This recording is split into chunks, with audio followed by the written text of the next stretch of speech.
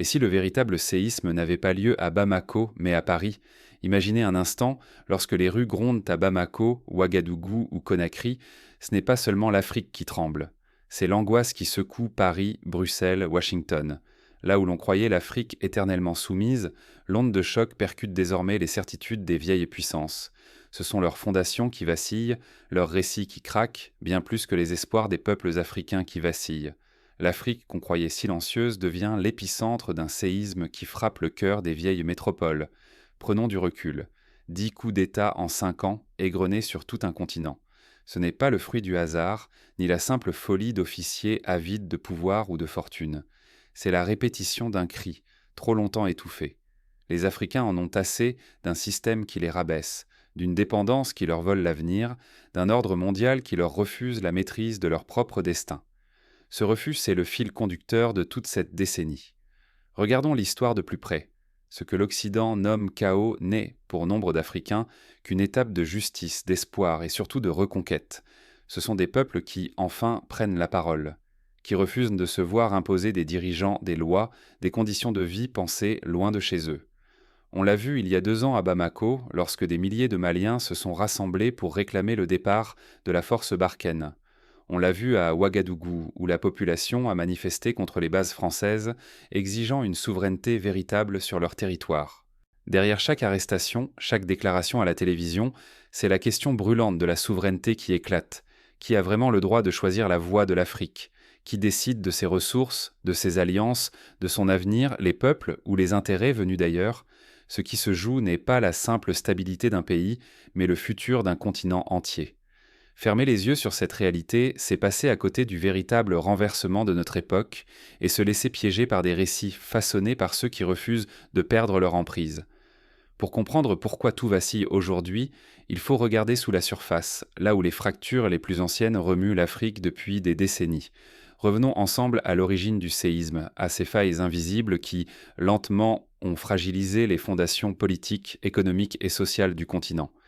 Derrière chaque coup d'État, il y a une histoire de frustration accumulée, de promesses trahies et de lignes rouges franchies. Pour comprendre ce qui pousse tout un continent à rompre, il faut remonter bien plus loin que les gros titres. Il faut se souvenir du Ghana de Kwame Nkrumah, du Congo de Patrice Lumumba, de la Guinée de Sékou Touré. Tous ont, à leur manière, tenté de briser les chaînes de l'aliénation. Tous ont souvent été neutralisés, parfois violemment, par des interventions directes ou indirectes de puissances extérieures. L'indépendance, une illusion soigneusement entretenue, depuis plus de 60 années, qui a réellement tenu les rênes du destin africain. La façade était neuve, drapeaux colorés, hymnes vibrants, mais derrière ce décor, 3 réseaux puissants se sont ligués pour garder le contrôle. Des régimes marionnettes, des puissances étrangères omniprésentes et des économies criminelles souterraines, tous tissés dans l'ombre, verrouillant le continent. Prenons l'exemple du franc CFA. 13 nations africaines, supposées maîtresses de leur sort, voient leur monnaie liée à Paris. Leurs réserves sont enfermées, leur politique monétaire imposée par d'autres. Depuis les accords de Bretton Woods jusqu'aux réformes récentes, la France garde un œil vigilant sur chaque décision monétaire. Sous le vernis du développement, une dépendance structurelle se transmet, de parents à enfants, génération après génération. Pour illustrer, lorsqu'un pays comme le Sénégal veut financer des infrastructures, il doit demander l'aval de la France pour accès aux réserves. Cette tutelle, unique au monde, rappelle les pratiques coloniales. Imaginez un instant si l'Allemagne contrôlait la monnaie de la Pologne ou si l'Italie décidait du sort du Portugal. C'est précisément la situation vécue par ces pays africains. Mais la domination ne s'arrête pas à la monnaie. Depuis des décennies, des bases militaires étrangères jalonnent le territoire africain. Au Mali, au Niger, en Côte d'Ivoire, au Tchad, la présence de soldats étrangers a été justifiée par la lutte contre le terrorisme. Officiellement, elles assurent la sécurité. En réalité, les zones concernées restent instables. On observe même souvent une aggravation des tensions locales. Derrière chaque contrat pétrolier, chaque accord minier, les richesses du continent s'envolent. Signés par une poignée d'élites locales, ces accords profitent surtout à l'étranger, rarement au peuple. En Ouganda, par exemple, le pétrole est exploité par des multinationales, tandis que la population locale vit sous le seuil de pauvreté. Au Nigeria, les fuites de pétrole polluent le delta du Niger depuis des décennies, sans réparation suffisante pour les riverains. La démocratie, elle reste un mot souvent vidé de sa substance. Les constitutions se modifient selon les besoins du moment. Les élections promettent un renouveau, mais les mêmes visages, soutenus par l'étranger, reviennent sans cesse. Pour les bailleurs occidentaux, c'est rassurant. Pour la population, la démocratie véritable demeure un rêve lointain, jamais incarné. L'exemple du Togo illustre cette persistance. La même famille règne depuis plus de 50 ans, malgré les élections, sous le regard bienveillant des partenaires occidentaux. La jeunesse majoritaire incarne l'espoir du continent. Mais elle assiste, impuissante, au départ de ses ressources. Sur les réseaux sociaux, les jeunes voient leur pétrole, leur or briller à Genève ou à Paris. Leurs rêves de renouveau sont confisqués, leur dignité piétinée. Nombreux sont ceux qui tentent l'aventure périlleuse de la migration, traversant le Sahara au péril de leur vie, dans l'espoir d'un avenir meilleur. Pourtant, le continent regorge d'énergie, de créativité et d'innovation. Les jeunes Africains inventent, entreprennent, créent des start-up malgré l'adversité. Mais trop souvent, leurs initiatives sont freinées par des systèmes verrouillés. Oublier cette histoire, c'est accepter une Afrique gouvernée et stabilisée de l'extérieur. C'est condamner le continent à la dépossession perpétuelle. Ce souvenir n'est pas un luxe, mais une urgence vitale pour l'avenir, car l'oubli ouvre la porte à la répétition des mêmes erreurs. Pourtant, si ce système a tenu si longtemps, pourquoi vacille-t-il aujourd'hui ? Qu'est-ce qui provoque cette rupture brutale ? La réponse n'est pas dans les bulletins officiels, mais dans la rue, dans la colère et l'espoir d'une génération qui refuse l'héritage de la soumission. Regardez les manifestations massives au Burkina Faso, où la jeunesse a fait tomber un président au pouvoir depuis plus de 27 ans. Quand la confiance s'effondre, ce ne sont plus les armées qui renversent les gouvernements, mais les peuples eux-mêmes. En Afrique, le vrai choc n'est pas le fracas des armes, mais le vide assourdissant laissé par des institutions privées de sens. La légitimité se fissure partout, dans les capitales, sur les marchés, jusque dans les foyers où l'espoir s'étiole et la colère s'enracine. Il ne s'agit pas seulement de politique, mais de la perte de confiance envers tout le système. Les institutions régionales, comme la CEDEAO ou l'Union africaine, sont désormais vues comme des boucliers pour présidents, rarement pour citoyens. Elles crient haut contre les coups d'État, mais restent muettes face au tripatouillage constitutionnel et à la corruption endémique. Leurs sanctions, souvent brutales, frappent surtout les populations.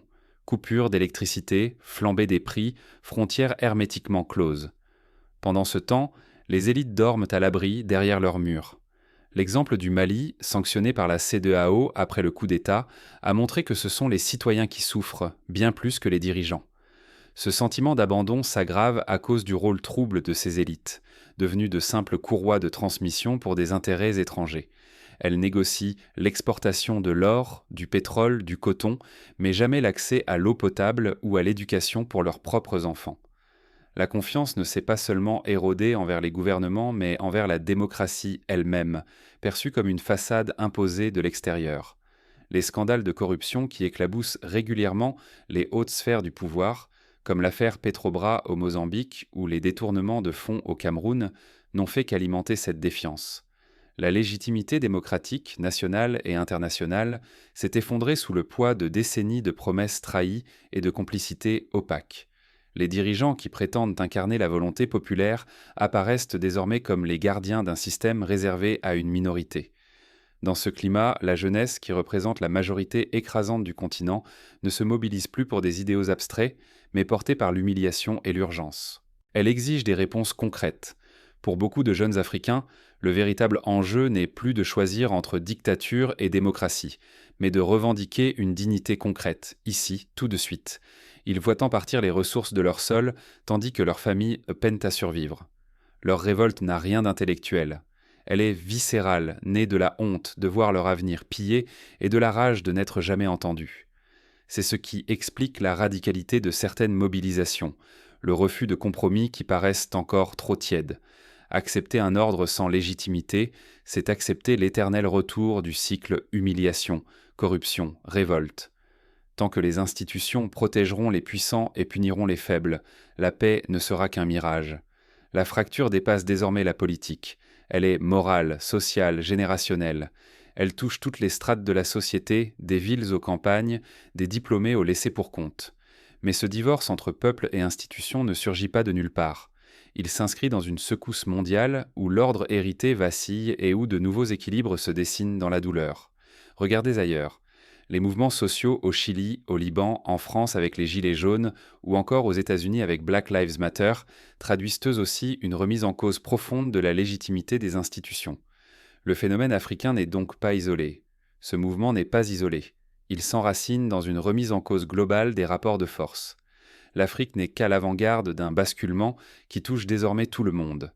Les grandes puissances perdent leur monopole sur la narration, sur les alliances, sur l'économie mondiale. Et si l'Afrique, longtemps reléguée au rang de spectatrice, devenait enfin la stratège de sa propre histoire, aujourd'hui la rupture qui secoue le continent n'est plus imposée de l'extérieur. Elle est accélérée par les crises profondes qui frappent Paris, Washington et Bruxelles. L'Occident ne domine plus. Il recule, affaibli, tandis que la jeunesse africaine refuse de subir encore. On l'a vu avec les débats sur la restitution des œuvres d'art, avec la montée des revendications pour le rapatriement des avoirs spoliés. Ce retrait crée un vide, rapidement investi par de nouveaux prétendants. La Russie, avancée par le groupe Wagner, la Chine, la Turquie et les Émirats arabes unis avancent leurs pions. Ils proposent de partenariats, infrastructures, soutien militaire ou investissements. Mais attention, aucun n'est un sauveur. Chacun défend ses intérêts et nul ne remplacera l'exigence d'une véritable souveraineté africaine. L'histoire regorge d'exemples où le remplaçant d'un empire s'installe avec les mêmes logiques que l'ancien. L'Égypte, après la domination britannique, s'est tournée vers l'Union soviétique avant de retrouver son autonomie sous Sadat. Face à eux, l'Afrique ne se limite plus à hisser des drapeaux. Elle s'organise. De nouveaux instruments émergent, l'idée d'une monnaie commune, l'alliance des États du Sahel, la multiplication d'accords régionaux, la réinvention de la coopération sud-sud. Ces initiatives ne sont pas symboliques. Elles esquissent les premiers contours d'un ordre africain décidé par et pour les Africains. L'exemple de la ZLECAf, la zone de libre-échange continentale africaine, marque une étape historique. Pour la première fois, 54 pays africains s'accordent pour favoriser le commerce intra-africain, réduire leur dépendance extérieure et construire un marché commun. Pourtant, la révolution la plus décisive se déroule dans le silence du numérique. Sur les smartphones, les réseaux sociaux, des millions de jeunes brisent le récit unique dicté par Paris ou CNN. Le monopole médiatique occidental vacille. Une génération connectée impose désormais ses histoires, déconstruit les mythes, expose les hypocrisies et forge une fierté nouvelle. Des influenceurs comme Kémy Séba ou des collectifs comme Africtivistes jouent un rôle central dans la diffusion de nouveaux récits, dans la valorisation de figures historiques africaines longtemps méprisées ou caricaturées. Oui, l'avenir demeure incertain. S'affranchir, c'est aussi risquer l'échec, commettre des erreurs, parfois subir de nouveaux prédateurs.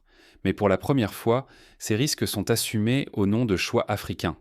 L'autonomie, c'est le droit de se tromper, mais surtout celui de ne plus être trompé. Ce principe, essentiel dans toutes les histoires d'émancipation, fut illustré par les pays asiatiques dans les années 70. La Corée du Sud, après avoir rompu avec certaines tutelles américaines, a bâti son propre modèle, avec ses forces et ses faiblesses, mais selon ses choix. Refuser de voir l'Afrique comme actrice de sa propre transformation, c'est ignorer la prochaine grande bascule du monde. C'est courir le risque d'être relégué au rang de spectateur, incapable de comprendre les nouvelles règles du jeu. Les grandes entreprises technologiques, les diplomaties, l'Union européenne en prennent conscience. Elles multiplient les sommets, les promesses, les projets pour tenter de garder une place dans le dialogue africain. Mais cette prise d'autonomie n'est pas sans tension ni danger. Les choix qui s'annoncent demanderont courage, lucidité et une vigilance constante face aux promesses et aux pièges nouveaux. Les exemples sud-américains illustrent la difficulté de maintenir une indépendance réelle face aux pressions extérieures et aux tentations de division interne. Le Venezuela, la Bolivie, l'Argentine ont connu des cycles d'autonomie et de retour à la dépendance selon leurs choix et leurs alliances. La souveraineté n'est pas un cri de cœur ni un simple slogan, mais une tâche concrète à bâtir jour après jour. Le temps des discours grandiloquents s'achève. Il faut désormais poser les bases d'institutions capables de survivre au passage des générations. Car sans structure durable, la fierté retrouvée risque de s'évaporer, laissant place à la déception. La première fondation, c'est l'indépendance réelle des parlements et des médias. Il ne suffit pas de changer les visages ou de repeindre les façades d'une assemblée. Une souveraineté authentique exige que la loi soit écrite et débattue par des représentants sans dette envers des puissances étrangères ou des intérêts privés. Quant aux médias, ils doivent de se libérer des agendas venus d'ailleurs ou des oligarques locaux. Sans information libre et pluraliste, il n'y a ni contrôle citoyen ni justice qui tiennent dans le temps. L'Afrique du Sud a réussi une transition démocratique en s'appuyant sur des médias libres et une justice indépendante. D'autres pays, comme le Kenya, ont vu leur démocratie fragilisée par la concentration des médias entre quelques mains puissantes. Le deuxième chantier, c'est la gestion souveraine des ressources. Pendant des dizaines d'années, le pétrole, l'or et le coton africains ont enrichi d'autres continents. Pour changer cette équation, il faut investir dans le raffinage local, imposer la transparence des contrats et publier chaque centime gagné. Quand un pays contrôle sa chaîne de valeur, il ne subit plus les prix imposés de l'extérieur. Il commence à écrire ses propres règles. L'exemple du Botswana, qui a négocié avec De Beers pour une meilleure part de la rente diamantaire, prouve qu'une gestion rigoureuse et transparente des ressources peut transformer une économie. Troisième levier, éduquer et mobiliser la jeunesse qui compose plus de la moitié de la population africaine. À elle d'écrire la suite, mais aussi de protéger la mémoire collective. Enseigner l'histoire réelle, les luttes, les erreurs, pour ne plus répéter les mêmes impasses. La vigilance démocratique ne s'improvise pas. Elle se nourrit dans chaque école, chaque famille, chaque réseau social. Des programmes éducatifs innovants, comme ceux lancés au Rwanda ou au Ghana, misent sur la valorisation de l'histoire africaine pour forger une conscience critique et mobiliser la jeunesse. Rompre avec l'ancien modèle de partenariat signifie aussi choisir ses alliés, et non les subir. L'Afrique du XXIe siècle n'a plus à accepter des accords déséquilibrés imposés sous la menace. Elle doit désormais négocier selon ses besoins, diversifier ses partenaires et, surtout, pouvoir dire non sans craindre l'étouffement économique ou l'isolement diplomatique. L'Éthiopie, en menant à bien la construction du barrage de la Renaissance, malgré les pressions internationales, a montré qu'il était possible d'imposer son agenda. Mais oser la Renaissance comporte toujours un risque, celui de l'échec, inévitable parfois, mais qui, s'il est assumé, devient un moteur de progrès. Il faut expérimenter, sortir des sentiers battus et comprendre que l'échec n'est pas une honte, mais une étape sur la route de la souveraineté. Tant que le fil n'est pas rompu, chaque tentative construit l'avenir. Les expériences des mouvements panafricains, même avortés, nourrissent aujourd'hui les nouvelles générations. La menace pourtant n'a pas disparu. Sans institutions solides et sans mémoire vivante, la souveraineté pourrait n'être qu'une parenthèse fragile. Les anciennes influences, les divisions internes, les réflexes d'autrefois guettent pour reprendre le dessus. C'est pourquoi chaque pas doit viser la durée, chaque victoire s'ancrer dans des réformes concrètes. Le Rwanda, en misant sur la réconciliation nationale et la lutte contre la corruption, a consolidé sa stabilité, même si des défis persistent. Ce qui se joue ici dépasse un simple épisode africain. C'est une page du monde qui s'écrit sous nos yeux. L'Afrique n'est plus la scène d'un récit dicté par d'autres. Elle invente désormais son propre scénario, invitant le reste du globe à suivre son rythme. Cette dynamique s'observe aussi dans la culture, avec l'émergence de musique, de mode, de littératures africaines qui s'imposent sur la scène mondiale, du Nigeria à l'Afrique du Sud. Mais toute rupture réveille des résistances, visibles ou souterraines. La bataille pour la souveraineté ne fait que commencer. Les puissances historiques, conscientes de la perte de leur influence, multiplient les stratégies pour maintenir leur présence. Soft power, lobbying, soutien à des élites coopératives. Mais la vigilance de la société civile, la mobilisation citoyenne et la solidarité régionale deviennent les garde-fous d'une souveraineté durable. L'Afrique tient enfin la plume. Prêt à lire cette nouvelle page, sans filtre, sans censure, c'est le défi du siècle. Trop longtemps, d'autres ont écrit, à sa place, l'histoire de ce continent. Des récits venus d'ailleurs ont façonné l'image d'une Afrique condamnée au chaos, à la dépendance, à l'impuissance. Mais aujourd'hui, la plume change de main. Ce ne sont plus Paris, Londres ou Washington qui dictent ce que l'Afrique est ou doit devenir. Ce sont les peuples africains qui, à voix haute, refusent d'être réduits au silence ou à la caricature. Cette prise de parole, on la retrouve dans les arts, dans l'économie, dans la politique, dans la science. Ce moment est décisif. Laisser enterrer la vraie histoire de l'Afrique, c'est condamner des générations entières à revivre le silence. C'est accepter que le passé et l'avenir de tout un continent soient tenus et dictés par d'autres intérêts. Mais l'Afrique, aujourd'hui, refuse l'oubli. Elle documente, archive, transmet son histoire à travers des musées, des films, des livres, des plateformes numériques.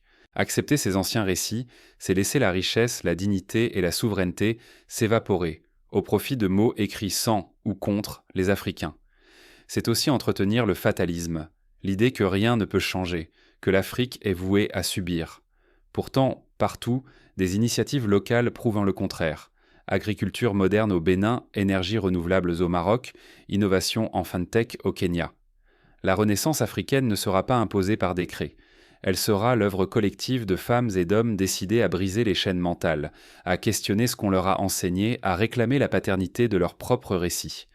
Ce processus passe par l'éducation, la culture, la participation citoyenne, l'affirmation de valeurs propres. Cela passe par la réappropriation des mots, des images, des archives, par le courage de regarder le passé en face, sans complaisance mais avec la certitude que nul ne peut mieux raconter l'Afrique que ses propres enfants.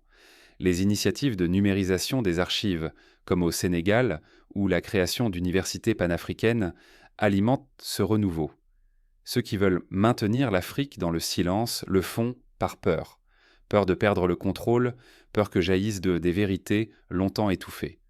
Mais chaque voix qui s'élève, chaque histoire racontée à la première personne est une victoire contre l'oubli. Les réseaux sociaux, les podcasts, les chaînes YouTube africaines sont devenus des plateformes de contre-histoire puissantes. Aujourd'hui, il ne s'agit plus seulement de justice ou de revanche, il s'agit d'existence même. Du droit fondamental, pour chaque peuple, d'écrire sa propre histoire, de choisir ses héros, de refuser l'effacement. La reconnaissance des figures comme Thomas Sankara, Wangari Maathai ou Cheikh Anta Diop auprès des jeunes générations est un signe fort de cette réappropriation. Il s'agit de bâtir des archives vivantes, authentiques, qui serviront de boussole aux générations à venir. Les musées, les bibliothèques, les festivals, mais aussi les traditions orales, les contes, les généalogies, deviennent les piliers d'une mémoire assumée et partagée. À vous qui entendez ces mots, la Renaissance commence quand chacun ose questionner, témoigner, transmettre. La vraie souveraineté et la liberté naissent du courage de dire « nous ». L'engagement individuel, le refus du fatalisme, la capacité à s'organiser localement sont les premières pierres de cet édifice. Refuser de relayer les vieux récits, c'est refuser la complicité avec l'oubli. C'est prendre la responsabilité de porter, à son tour, la voix de l'Afrique dans le tumulte du monde. Car l'histoire n'est jamais écrite une fois pour toutes. À chaque génération revient la tâche de l'interroger, de la compléter, de l'incarner. Alors, êtes-vous prêt à tourner la page, à écrire la suite, sans filtre, sans peur, sans intermédiaire ? Ce choix maintenant n'appartient qu'à vous. L'Afrique avance, fière, déterminée. À vous de décider si vous serez spectateur ou acteur de cette marche vers la souveraineté retrouvée.